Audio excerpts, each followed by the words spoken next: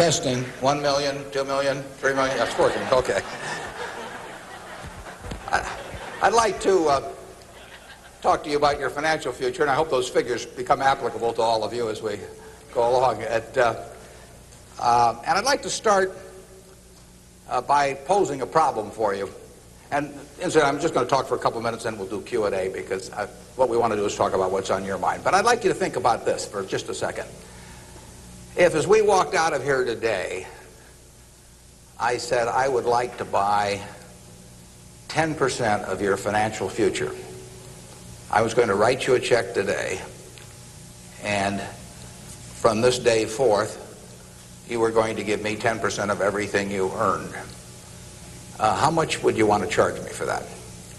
I'm going to buy 1/10 of you. And I may take the low bid, incidentally, so be careful what you write down. Well, I think if you thought about that a little while, you can contemplate that for a few minutes. You know, you're going to get a check from me today, and you can do anything you want with the money, but from this day forth, you have to give me 10% of what you earn. I think it would be very foolish of you, any of you, if you asked for less than, say, $50,000. Now, it's going to be a few years before you're out earning money, and so I've got a few years of dead money there. But then I would start getting this royalty on you as you went along. So I really think that if you thought about it, most of you would want a fair amount more than that, and I think you'd be right. Fortunately, I didn't make this deal with anybody when I started out, so nobody's got a 10% royalty on me. But I think that $50,000 would sort of be the absolute minimum. And if you think about that, that means that right today, you are worth $500,000, because if 10% of you is worth $50,000 in cash today, your potential is worth a minimum on a 100% basis of $500,000. That is the big financial asset you've got. It's way more important what you do with that $500,000 asset that you own today than whether you decide to buy stocks or bonds, or whether you put your money in a mutual fund or pick your own stocks or anything of that sort. The biggest financial asset that you have going for you by miles is the value of your own earning power over the years. So that's really what you should focus on. If you're focusing on your financial future, that means you should focus on you. Because whether your 10% is worth $50,000 or $100,000 or $300,000, which would be $500,000 or $1 million or $3 million for all of you, whether it turns out to be one or the other is really dependent in a very large part on what you do in the next few years. All of you in this room have the brains to do extremely well in life. You've all got the energy to do extremely well in life, and then the question is, how do you apply it? If you've got a 200 horsepower motor, do you get 200 horsepower out of it? Do you get your full potential, or do you get 100 horsepower or 50 horsepower? Now, there's two things that can hold you back in getting the full horsepower out of your engine, whatever it may be. All of you have big enough engines. And one of those is a lack of education, but that probably isn't going to happen to very many people in this room. If you did have a lack of education, if you didn't have a chance to get a decent education in life, it wouldn't make any difference what that potential was, because you'd never unlock it. But the second most important thing, and equally as important, is in terms of the habits that you develop, in terms of what you do with yourself. When we hire people, we look for three qualities. We look for integrity, we look for intelligence, and we look for energy. But if they don't have the first one, integrity, the other two will kill you. Because if you're hiring somebody without integrity, you really want them to be dumb and lazy, don't you? I mean, last thing in the world you want for them is to be smart and energetic. So smart and energetic only goes with integrity. But the nice thing about,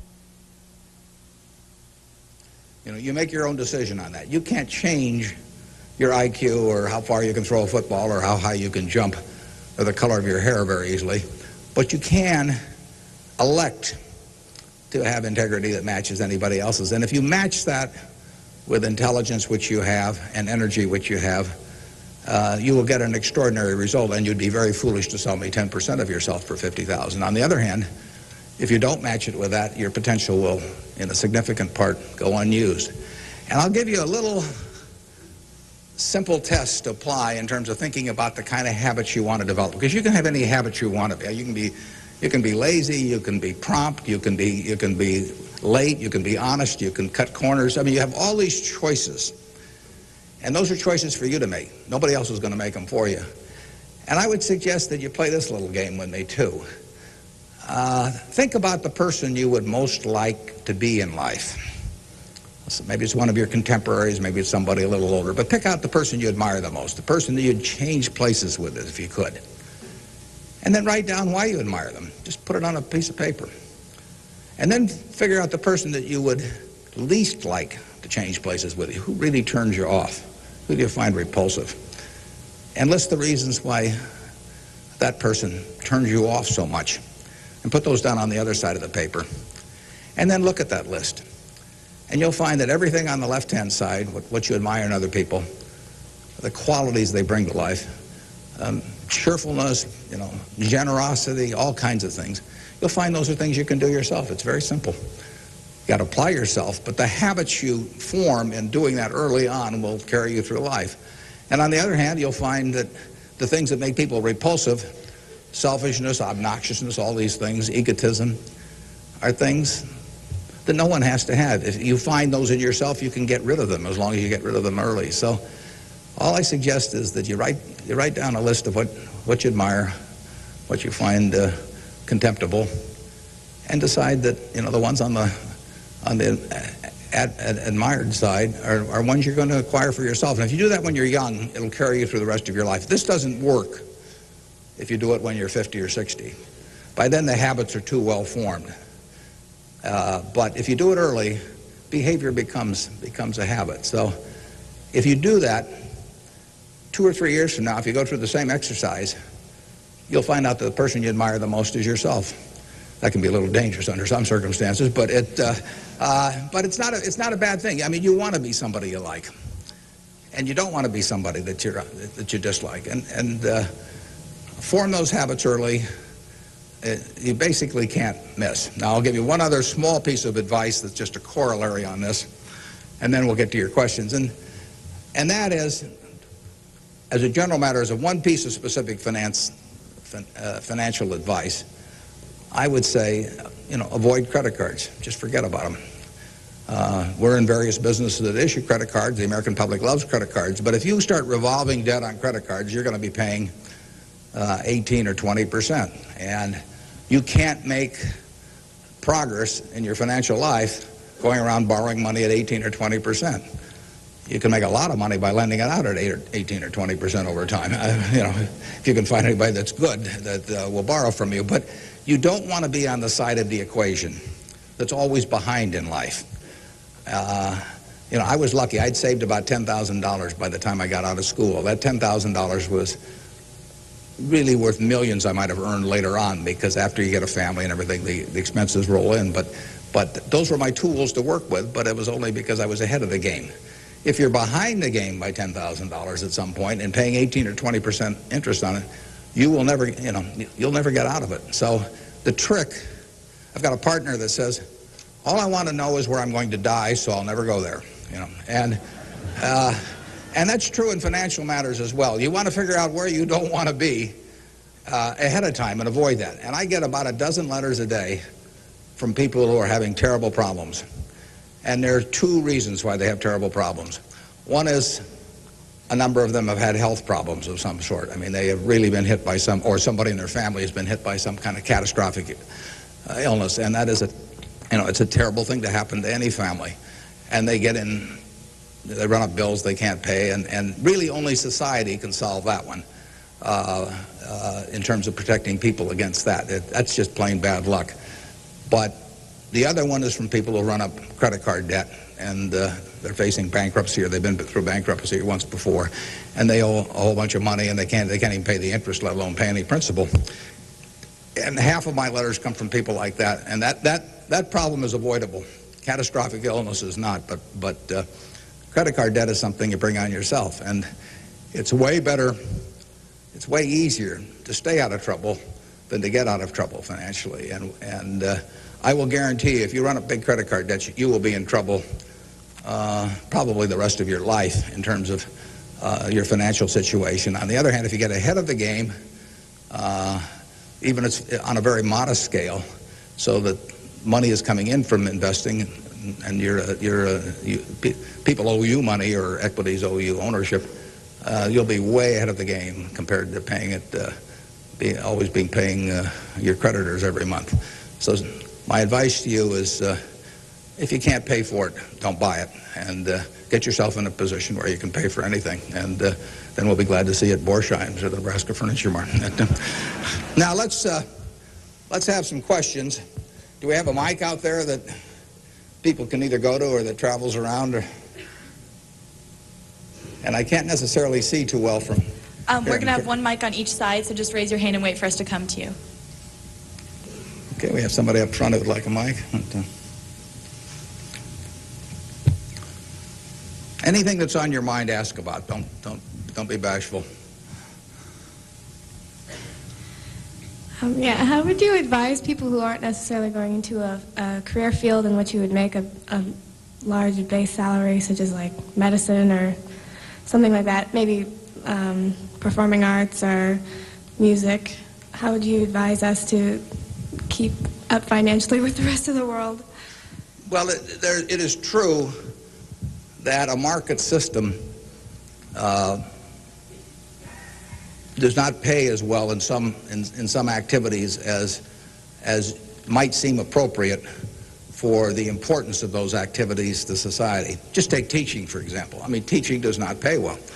And what could be more important? I mean, you've got to be as interested in who the teachers of your children are as who your accountant is, or whatever, or who's winning the heavyweight title of the world, or that sort of thing. But it doesn't pay well, and it's a fundamental choice whether you're going to go into something. For many people, it'd be a fundamental choice whether you're going to go into something you love or something to try and make a lot of money. I think that generally it pays to go with what you love. I think that it's very hard to find people when they get to be my age who say that they've loved what they've done all their life and feel it was very worthwhile, but they're terribly sad they made that choice because they didn't make a lot of money. I don't think anybody's ever said that to me, that they wish they'd gone into something else where they were uncomfortable doing it or didn't enjoy it, didn't feel very productive, but made a lot of money. So I don't think you'll find that. So I would go to work. I would go to work in whatever turns you on. It may turn out that it'll be more profitable than you can think, but almost everybody here will make enough money, unless they get some terrible habits along the way, to do reasonably well. And doing reasonably well in this country really is pretty darn good. I mean, it's not necessary to have huge amounts of money in order to enjoy yourself. I enjoyed myself when I had my $10,000, and I live in the same house that I lived in when I was making it, when I had about that. I bought it 41 years ago. I liked the house then. I like the house now. I mean, if you think about it, if you have a reasonable job, you'll be eating at McDonald's and I'll be eating at McDonald's. So we're to push on food. I mean, in fact, I hope it's Dairy Queen, actually, and and if you come to Dairy Queen, you'll see me. And you can order anything on the menu I can order, and we both can afford it. You'll wear the same clothes I wear. I'll pay more for my suits, but as soon as I put them on, they look cheap on me. So we'll look about the same. And we'll both live in the same kind of houses. I live in that house from 41 years ago, and it's warm in winter, and it's cool in summer, and it's comfortable. And you'll live in a house that's similar. And what difference does it make if you have 50 more rooms or guest houses or all that? It'll probably just bring you problems. I mean, you have to worry about the greenskeeper or something when you get through. So I have been in the houses of people where the houses are worth probably 200 times what my house is worth, and I would not be any happier in those houses at all. In fact, I'd be less happy. I'd just have one more thing to worry about, and dozens of people around the place, and people quitting, and people stealing from you, and all kinds of things. To hell with it. We'll drive the same kind of car. In fact, you'll probably drive a better car. I drive a car that's about 8 years old. I don't know what it's worth now, but it gets me around fine. I mean, I'm perfectly happy with it. We'll watch the same television. We'll work on the same computer pretty much.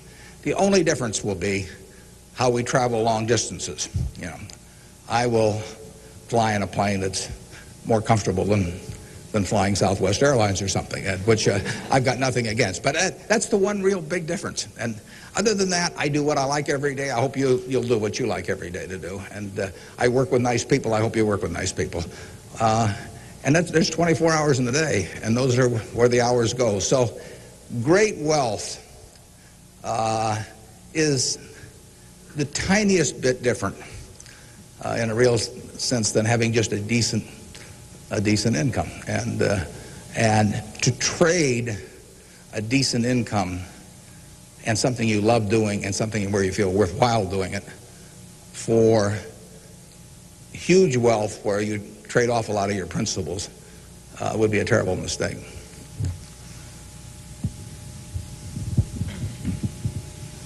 Would you acknowledge your success more on yourself or from the help and teachings of others? Well, I was very lucky in life. If you tell me who your heroes are, I will make a pretty good prediction about what you're going to do. And I had the right heroes. I was very lucky in life, and my heroes never let me down. And started with my dad, and then I had others in business, and so I have had great teachers. Some formal teachers, some that were just informal teachers, teachers by instinct or example. And if I hadn't had those, you know, my life, I'm sure, would have been very different. If I'd been born anyplace else. When I was born in 1930, and at the time, 1 out of 50 births in the world were in the United States. So I came in against 50 to 1 odds against being born in the United States. I would have been a disaster, you know, if I'd been born in Afghanistan or Peru or someplace. I mean, I was extraordinary. I won the lottery the day I was born, you know, by being born in this country. So have you. I mean, the odds were probably 40 to 1 against you being born in this country, and they were 5 times more likely to have been born in China, or 6 times, and 4 or 5 times more likely to have been born in India or some other place where it would not have been as easy to exploit the full potential of your talent. So we've all won the lottery in that respect, and that's just plain luck. I mean, and I was lucky to be born at this time. I mean, capital allocation is something that pays off extremely well in this society now, but it doesn't pay off in other societies, and it didn't pay off, you know, many years ago. My friend Bill Gates says that if I had been born a few thousand years ago, I'd have been some animal's lunch. You know, I can't run very fast, and I can't climb trees, and you know, I just happen. Those are talents. Nobody asked me to climb trees now, but there was a time when it might have been important. And incidentally, Bill would have been some animal's breakfast. I mean, he can't run so fast either. But in any event, you know, we are lucky. I mean, just imagine being born a couple hundred years ago with exactly the same talents and how far they would have taken you then. You know, the average person today lives so much better than the richest person lived 100 or 150 years ago. So I'm lucky in that respect. I was lucky to be born of terrific parents. I was lucky to be raised in Omaha in a great public school system. I got a start here in the first 8 grades that gave me a foundation that later, when I went off the track a few times, carried me through, because I had a terrific grade school education right here in Omaha at Rose Hill. And one of the reasons I had it, incidentally, is kind of unfortunate, but I had that great education in part because women were being enormously discriminated against. And so a woman at that time could be a teacher, she could be a secretary, she could be a nurse, you know, and that was about it. So you had half the talent pool in the United States limited to just a few jobs. So you had an abundance of talent in those activities like nursing or teaching, because that talent with males was spread across every form of work activity there was, but with women it was concentrated in a few areas, and that benefited me. It's kind of sad because it didn't benefit those teachers, but I was very lucky, and I've really been that way all my life. And what I do is important as, you know, what a good teacher does or a good nurse does or something of the sort. You know, I think that's quite questionable. It pays off enormously well in a market economy like the United States, and but that's an accident. It didn't have anything to do with any innate ability of mine.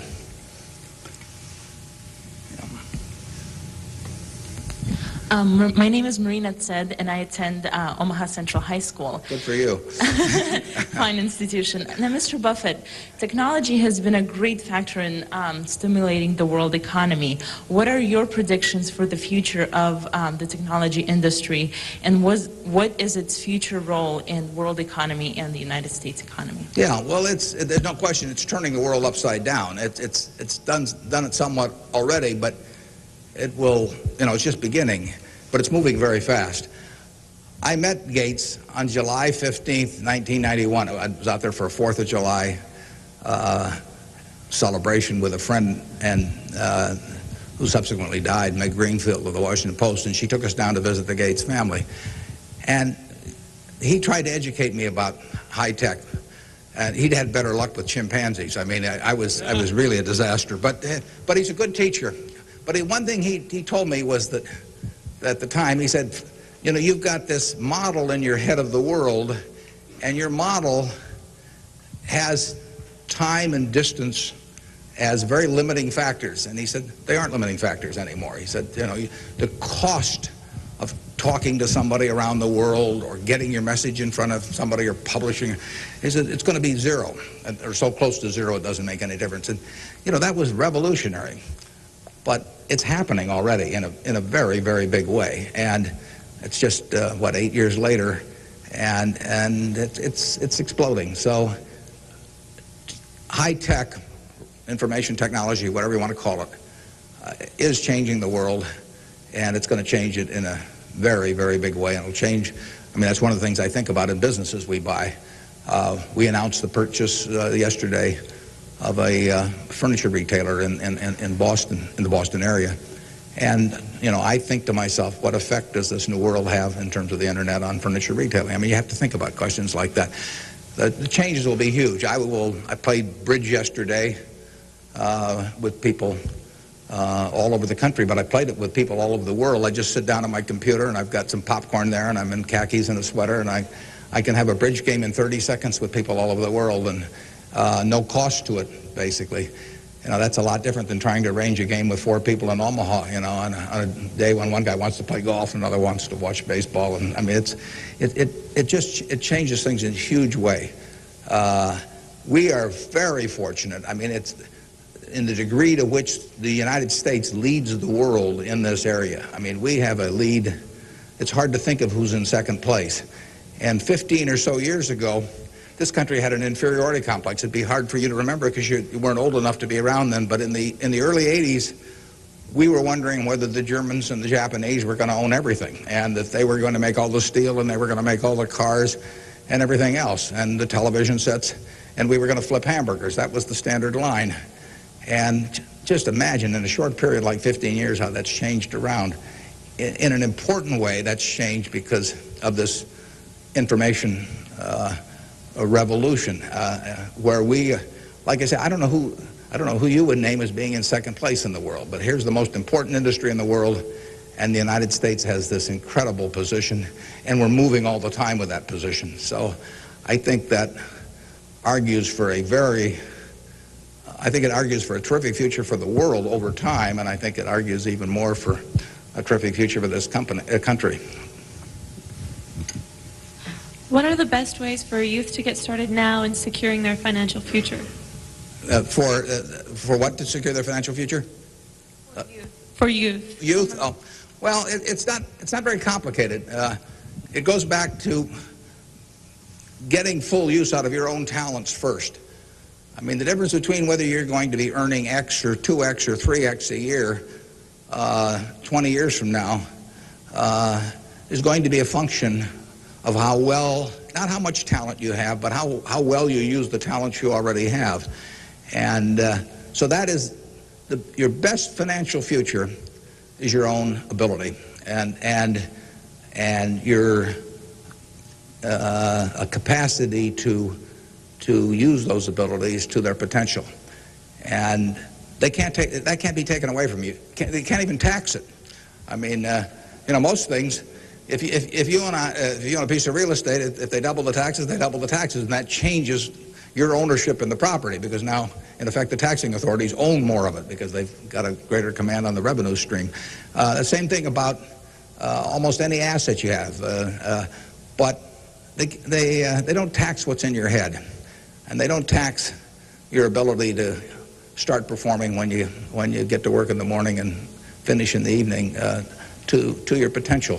One of the things that amazes me is how people who really do perform well just sort of jump out at you once you're running a business. When I got out of school, I thought, you know, everybody would behave that way, but they don't. Most people sort of go through life in a sleepwalk, and if you don't, you will stand out. So the biggest thing for your financial future is yourself. Now, beyond that, it is always being ahead of the game rather than getting behind the game. It's saving a little, no matter how you do it. I mean, I delivered papers, I worked at Penny's, I sold golf balls, I had a pinball machine around. I did a lot of things that enabled me to accumulate about $10,000 by the time I got out of school.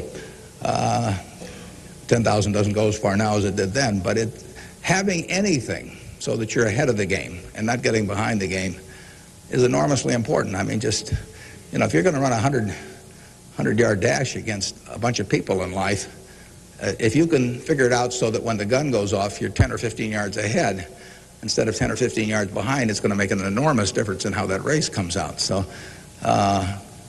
having some net resources doesn't make much difference whether they're in stocks or bonds, in my view, but and not having debt when that gun goes off when you get out of school is a huge plus over being behind the game. And you know, it may come from delivering a paper out in the morning, it may come from part-time work someplace, but put aside a few dollars for yourself so that when the time comes and you enter the workforce, you're ahead of the game and not behind. And then once you get there, don't get behind by buying a whole lot of things that you figure you're going to pay for someday while you're paying 20% interest in between. Students, if you could please say your name and school when you ask a question. Yeah, it's hard for me to see even where the microphone is, but I can.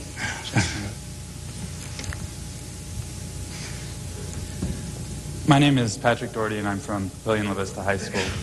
I was wondering, with the increasing costs of education today, what can students do to deal with their debts once they're out of college? Well, that's a tough one. I mean, I guess I'd pay it off as fast as I could, and I would incur as little debt as possible before that time came. And I would say this, in my experience in business, there is very little difference, if any, between a very high-priced business education and what's available for a lot less money. So I went to the University of Nebraska at Lincoln my last year in college. I went to Wharton for a couple of years before that. I learned just as much at the University of Nebraska as I did at Wharton. And it's nothing against Wharton. I mean, it's just we had a very good school here. I had some terrific professors at Lincoln. And so I would not assume that if I was paying a few $1,000s for an education here in the state, for example, versus paying huge amounts elsewhere, that it was going to make a lot of difference. A lot of the education, you need to be prodded in the right direction, but an awful lot of it is self-taught. I mean, Andrew Carnegie did a wonderful thing in this country in terms of libraries, and I used to spend a lot of time at libraries. I even got locked in at the University of Omaha, what was then the University of Omaha, and I couldn't get out for hours. And one night I got so entranced with what I was reading. But there's all kinds of information available now with the internet. It's so much easier than it was then. So it's out there to be taken, and it isn't necessary to pay $30,000 or $35,000 a year to go to some big name school to get the education at all. I mean, if you're going to learn accounting, which is probably the most important course you'd take in business, if you're going to learn accounting, you can learn accounting absolutely as well, in my view, going to UNO as going to Harvard. I mean, I see, I'd bet on that. And so I wouldn't run up huge bills in terms of getting a business education. Now, if you're going to get a medical education, I mean, there's certain professions where there may not be any way around spending a fair amount of money and getting in debt to some degree. You've got to make that decision yourself, but I'd certainly try to minimize it. And and I would have it figured out how I would handle that debt in, say, a 5-year period after I got out of school, or I would think twice about incurring it. There's a question up here, if we can bring a microphone. My name is Kyle Clark. I'm here representing the Omaha Youth Advisory Council. What advice would you have for a forming nonprofit organization? For forming a nonprofit organization? Well, I've always tried to avoid forming nonprofit organizations. Well, that would depend entirely on what I wanted to accomplish. I mean, it'd be one thing if it was a hospital. It could be another thing. There's so many types of it. So you've got to get people that are experienced and involved in an entity like that. And but it depends so much on the objective you're working at. Yeah, no, I promised this young lady here microphone for a long time. Hi, my name's Kara Harbert, and I attend Millard West High School. And I understand that you're very civically involved, and I was wondering how important of a quality you think that is for an individual in life and why. Yeah, well, I wouldn't say that I am that. I mean, I do certain civic things. I think your model as a citizen, for example, in Omaha would be Walter Scott. I mean, he is far more civically involved than I am, and incidentally, his predecessor, Peter Kiewit, was too, but Walter's carried it to new heights. So I don't want to take on any mantle for that myself. I do some things. One of the problems I have is I love what I do so much that it sort of takes over. I mean, I'm like a guy that likes to play a lot of golf or something, except I like the business I'm in. But I've got a family that participates very actively. Some of my children work on almost anything that comes along in the civic area. And, in the end, people do what they want to do to quite a degree. And I think I've never talked to anybody that enjoyed working in civic activities that didn't feel where it was very worthwhile after they've done it. I mean, they've built something, and participating in building something is always a lot of fun. And actually, you can have a good time. We have this golf tournament, for example, in September, and we raise some money for civic things, but everybody has a good time, so nobody's paying any price by doing it. I'm having a good time. The people who come are having a good time, and we get to show Omaha off to people. But you should be enjoying things you go along, and you will if you work in civic activities that interest you. And you can do the same thing in politics. I mean, if you find political ideas or politicians who particularly you identify with, you can get a lot of self-satisfaction out of working, and you're doing something worthwhile. So just follow your instincts on that. That'd be my recommendation.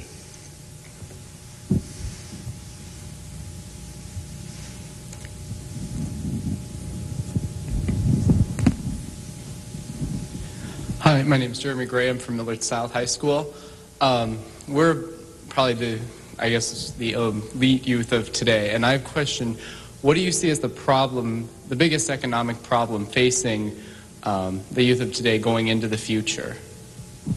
Yeah, I don't think that you're going to have enormous economic problems. I think you will live in a society where the average person lives better by a significant margin than the average one of a generation earlier or 2 generations earlier. That's been the history of this country. It's a marvelous country that way. I mean, when you think of it, we have 4.5% of the world's population, and what's been accomplished here is incredible. 53% of the value of corporations that are publicly traded in the world exists in the United States with 4.5% of the population.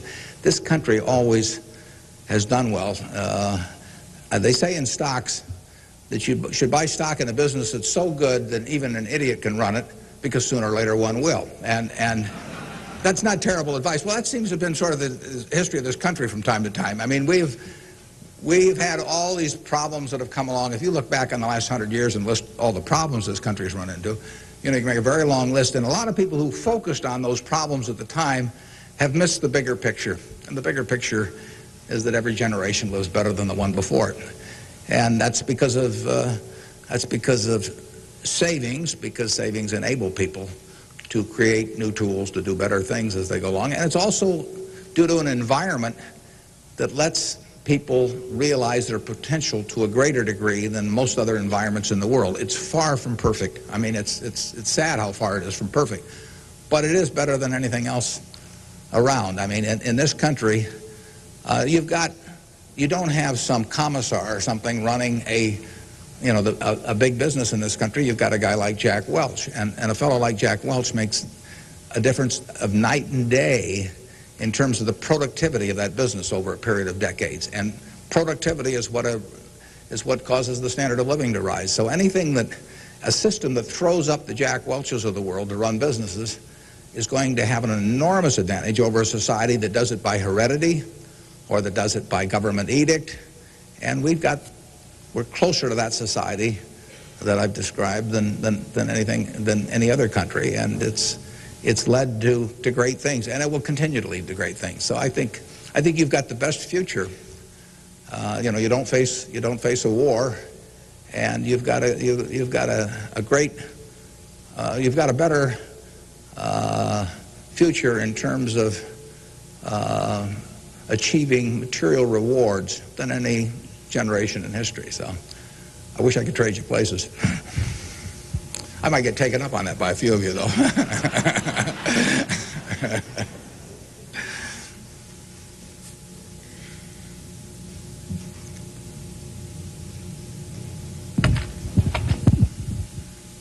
Hi, I'm Ryan Wilkins from Millard West High School, and I was wondering if you could speak for Mr. Gates, were afraid of the impact on Y2K on the economy, or specifically the stock market. Yeah, well, I'm glad you gave me a chance to bring in other people, because I'm the last guy in the world to understand about Y2K. I don't know why this microphone's working. I don't know, why lights go on. Or I flip on the switch of my television set and pray. I mean, it's all beyond me. But I would say this: the smartest people I know in that area, in large part, think it's going to be a non-event.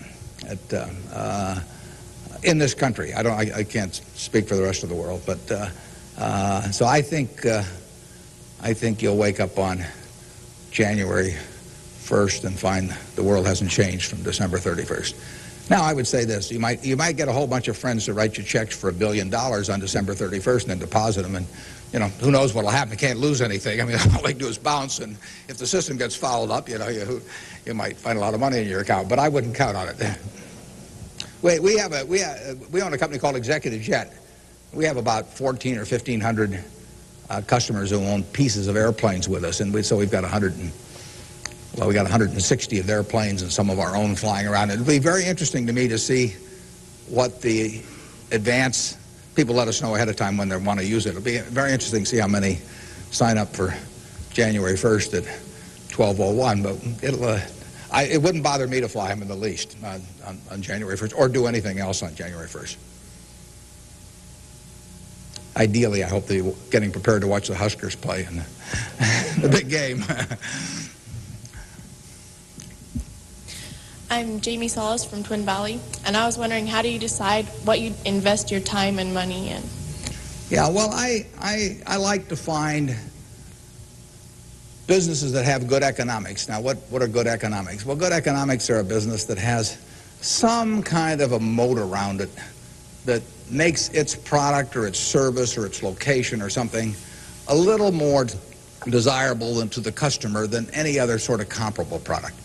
The #1 candy bar in the last 30 or 40 years has been Snickers. People don't fool around with different candy bars. They fool around with different length dresses, they fool around, with all kinds of things, but they don't fool around with candy bars because they figure, they're going to go in and lay out 50 cents or whatever it is and put it in their mouth. And they're not going to, for 50 cents and putting it in your mouth, I mean, you're not going to say, I'll lay out 45 cents and put something else in my mouth. So you find that very stable. And we like businesses that we think we can figure out where they're going to be in 10 or 15 years. I don't know where the information technology businesses are going to be in 10 or 15 years. I know where Snickers bars are going to be in 10 or 15 years. They're going to be selling just about the way they do now. I know where Wrigley's gum is going to be in 10 or 15 years. There's not going to be a lot of innovation in chewing gum. The internet's not going to cause people to quit chewing gum either. Gates may think so, but I don't think so. But it's predictability regarding the sustainability of a competitive advantage, something special about a product. So we look for those kind of products, and then we look for people that are running the business that are honest and able. And, you know, it's easier to find people that are honest and able than it is to find businesses that are going to stay wonderful for a long period of time. There are a lot of businesses that looked like they were going to stay wonderful that really evaporated over time. But that's what we're looking for. And the nice thing about it is we don't have to find very many. If we find one a year, that's terrific. You know, because you don't need 100 or 1,000 great investment ideas to do well. You need a couple. And the discipline is the most important thing. We don't need brain power. We need discipline. You don't need 150 IQ to do what I do. Thank God. You know, you don't need 140. You don't need 135. You may need 115 or something like that. But you do need discipline. You have to wait until you see the fat pitch to swing at. Because investing is a no-called strike game. You know, if I were a baseball player and I only liked pitches 2 inches above my navel, you know, some guy could learn that and he could pitch me, you know, 3 or 4 inches below that, and I get called out on strikes because I never find a pitch I like. You can get called out on strikes in baseball. You have to swing at pitches that you don't even necessarily like, particularly after the count gets to 2 strikes. In business, you don't have to swing at anything. You can sit there and the paper says General Motors at 68, or it says General Electric at 115, or it says General Dynamics at 63. And if you don't like those prices, you don't have to swing. You can wait there day after day after day after day, and there are no called strikes. Now, when you swing, when you decide to buy something, then, you know, if you swing and miss, it's a strike. But it's a marvelous game to be in because there are no called strikes, and you can simply wait for that one time in a month or 6 months or a year or 2 or 3 years when you really know what you're doing, where you like the price, where you like the people running the business, and then you swing, and you only need a few swings in your lifetime. So that's the way we try to pick businesses. We try to stay with things we understand. I mean, there can be all kinds of wonderful investment opportunities out there that I don't understand. I don't know what cocoa beans are going to do next year. You know, maybe you know, but I don't know. I don't know what crude oil is going to sell for. But I don't have to know. I just have to know the things. I have to know what I know. I have to know where the limits of my understanding are, what I call what my circle of competence is. And if I'm only able to evaluate 5% of the businesses in the world, no problem. I just stay within that 5% and try and find something. And that's, most people get in trouble because, in investments, because they get itchy. You know, they can't discipline themselves, and they hear about other people making money. Nothing upsets people so much as to hear about their friends making money. I mean, that's very destructive to discipline because they think, you know, I'm smarter than that guy next door, and he just bought that new car with the money he made trading stocks on the internet, so why can't I? Well, the answer is you can't over time. You will lose money if you trade stocks actively. And it's hard to exercise the discipline. But anytime you buy something, you should be able to take out a one-page sheet of paper and say, I'm buying General Motors at 65. I'm buying General Electric at 150 because. And you should write down the reasons. If you can't fill out the sheet, if it's because somebody told me about it at a cocktail party last night, that's not good enough. If it's because my broker told me about it, that's not good enough. You know, it's you've got to have a reason for thinking that it makes an intelligent investment. You do the same thing if you're buying a farm or an apartment house. If you're buying a farm, you'd say, I'm buying this farm at $1,000 an acre because I think I can earn $60 an acre on it if corn sells at such and such and soybean sells at such and yield is such and such. And you'd figure it out. That's the same reason you buy businesses. And when you buy stocks, you're buying a little piece of a business. And that's probably the most important thing to remember in investing is that when you are buying a stock, you're buying a little piece of the business. And if you are buying it at an attractive price for the business, for the whole business, you're going to make money. And if you aren't, you know, over time you won't make money.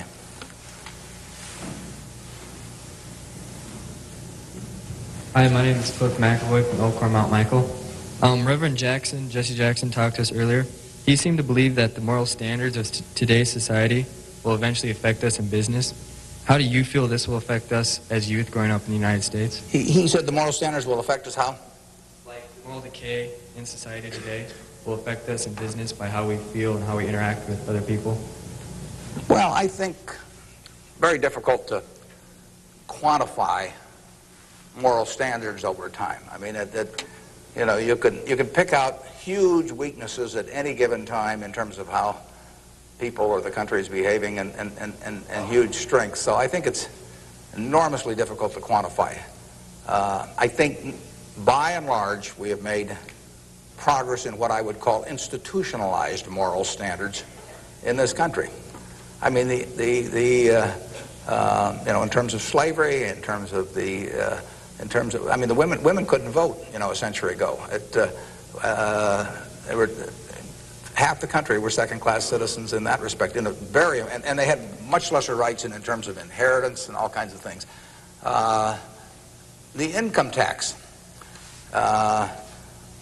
didn't exist 100 years ago, so the idea of taxing people according to how much they benefited from society and their income didn't exist. So I think in terms of institutionalized moral standards, the country has made really quite significant progress in the last 100 years. I think, you know, there's an enormous distance to go. I think we're going in the right direction, maybe by fits and starts, but I think we're going in the right direction, and I think that you know, it will be a significant plus to everybody in this room if they live in a more moral society 40 years from now than a less moral. But I think the odds are that they will.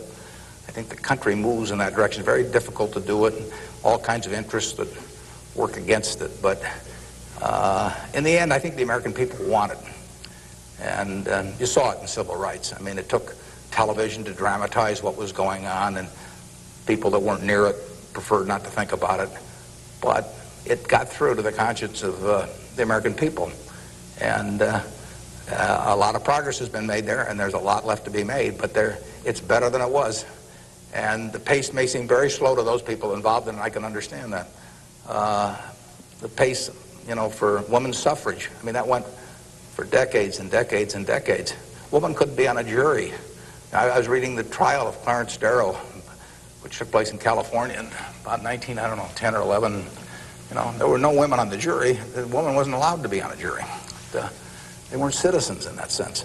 So it's the moral behavior of the country has, in my view, improved, but you know, and it'll continue to improve, and I hope you all in this room do your part to help it improve.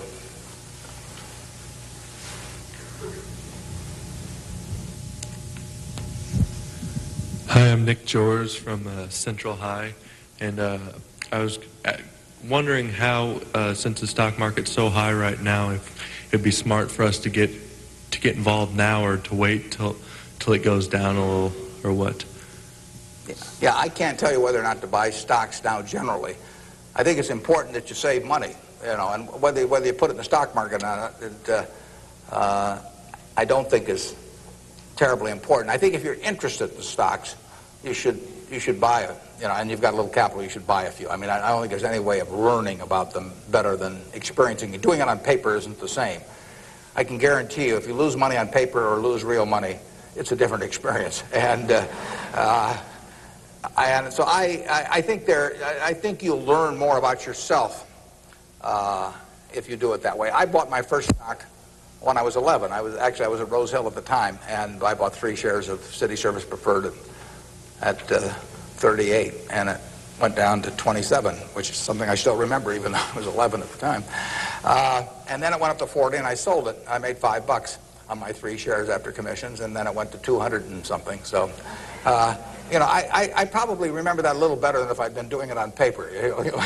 And I fooled around doing a lot of things between about age 11 and 19 in the stock market. I did charts, I did all kinds of technical analysis, I read every book I could get on the subject, and I didn't do that well. I didn't do terrible, but I was really just floundering around. But that meant by the age of 19, when I read Ben Graham's book, I was at the University of Nebraska in Lincoln, I went and bought this book called The Intelligent Investor. It just come out, and it had an enormous impact on me. Now, if I hadn't done, in the previous 8 years, if I hadn't been all over the lot, I'm not so sure that book would have had the same impact on me. I mean, by that time, I was prepared to read Ben Graham's book, which changed my life financially in an incredible way. I mean, I wouldn't be up here today if I hadn't read that book. But yeah, part of life is getting prepared so that when something does happen that's significant, you can grasp the significance of it and know what to do with it. And I would say that first 8 years of fooling around, even though it produced nothing financially to speak of, produced a lot in terms of getting my mind prepared for when I really did read something that made sense. So I was ready to accept it. And I actually went back and went to Columbia to study under Graham, and because of reading that book, and all kinds of things flowed out of it. So I would encourage you, if you're interested in the field, to do a few things. I'd still try and make them as intelligent as possible. I would try to stick with businesses I thought I understood. I'd still get out that sheet of paper and I'd write, I'm doing this because, and just test my reasoning. And then I'd go back and read it a year later and see whether what you thought would be true turned out to be true. So I would always check myself. I believe in grading myself on everything. You know, doctors have postmortems, and they do it because they learn from postmortems. In business, people don't like to do postmortems. When I can be on the board of a company, and they can be building plants or buying companies, and they never wanted 2 years later to run a check on how that decision turned out, because it can be unpleasant.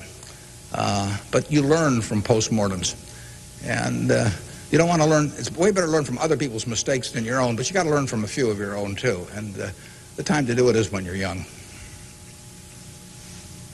We can do maybe one more, and then we wrap this up at one, do we? Or maybe two more.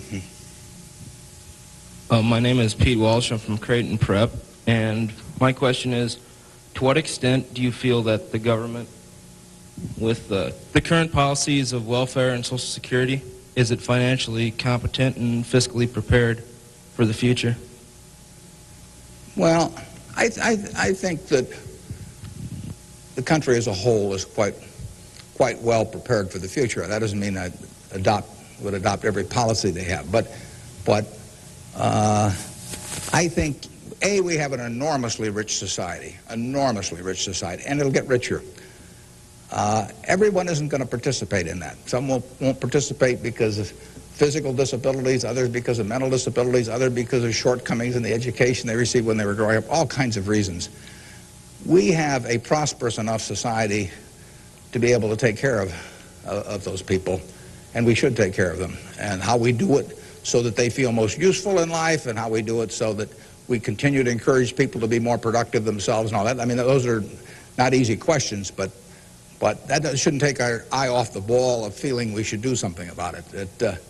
I pose this problem sometimes to people. I say, let's assume that it's 24 hours before you're born. And all of you can take this test, 24 hours before you're born. And a genie comes to you. And the genie says, what was your name again out there? Whatever, we'll call you Joe. And the genie says, Joe, says, you look pretty promising to me. I think you've got kind of a sense of fair play and a good mind. And so I'm going to let you have an extraordinary opportunity. I'm going to let you design the world into which you're going to be born in 24 hours. It's yours. You pick out the political rules, you pick out the economic rules, you pick out the social rules, you design the world. And when you're born in 24 hours, you're going to be born into that world. And that's the world that's going to exist for your lifetime, for your children's lifetime, for your grandchildren's lifetime. And you, having heard of some of these genie jokes in the past, would say, what's the catch? The genie says, well, it's a very slight catch. I said, when you're born in 24 hours, you're going to emerge in this world you designed, but what you don't know is whether you're going to be born black or white, male or female, rich or poor, bright or retarded, able-bodied or infirm, in the United States or Afghanistan. All you know is that you're going to reach into this barrel, which now has 6 billion balls, as we know, representing one person, every person in the world, and you're going to participate in what I call the ovarian lottery. You're going to take one ball out of that barrel, and you're never going to get another ball. That's you. You're going to get one ball, and now you're going to emerge. Now, what kind of rules do you want to have for that society, not knowing which ball you're going to get? Now, that I put to you is the way I think people should think about social policy. And if you're lucky enough to be born in this country, you've won the lottery already. But we should have a system, in my view, that encourages the Jack Welches and the Bill Gateses and all of that to work far beyond the time when it has any economic significance to them. We want people commanding those resources who are extremely able at commanding them. That's how the standard of living moves forward. So we should want, Tom Osborne coaching in Nebraska. We should want Bill Gates designing software, and we don't want to mix up those two. We don't want to get Bill coaching in Nebraska. So you want a system that gets people to their potential and puts them in the position where they can do the most good for society. But you also want a system for the people who get the wrong ball. I mean, somebody's going to get the ball, that says 80 IQ. Somebody's going to get the ball that says this disease or that disease early in life that cripples them. And we've got a rich enough society that we can take care of those people. And I think that, to get back to your question, I think that this society will move more and more in that direction. It has the capability of moving more and more in that direction as our resources and our output increases. And I think that it has the will to do that in a general way, although, like I say, there have always been lots of fits and starts. So there is no shortage in the United States of resources. There's no shortage of output. You have to have a system that encourages people to behave to the limit of their abilities and puts them in the right place. But then you have to make sure that everybody gets taken care of, too. Now, we can do one more, and then we'll break. I'll let the fellow with the microphone, or woman here, make the decision. Hi, my name is Ben Gold. I go to Brown Talbot. And I wanted to know, how do you think the media affects the world economically today? Well, it's a small question. Well, what it obviously does, simply because it's moved so far technologically, is it's brought it together in a big way. I mean, I was over in China a few years ago, and I was right after the time of the women's conference in Beijing, and I was reading the Chinese coverage of that conference, and of course it had nothing to do with what was taking place, but the internet was coming in, and you can access the Washington Post or the New York Times or anything. I get the Washington Post at 9:30 here at night. In effect, I never could get it the next day through physical delivery, but by electronic delivery I can read it.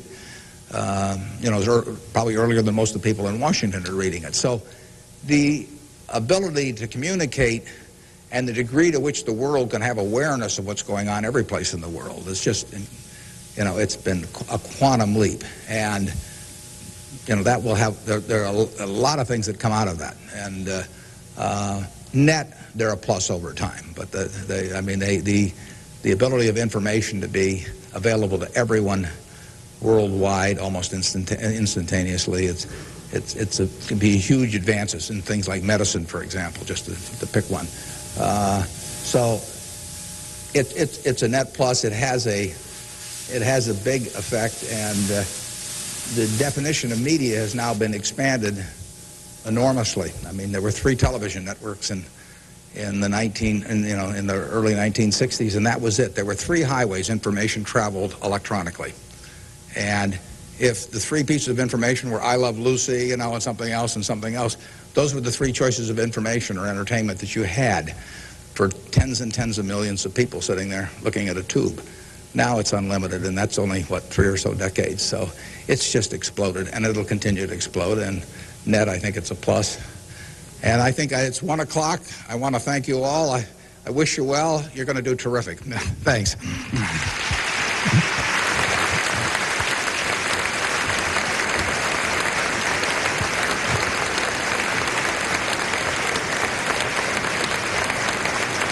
Thank you.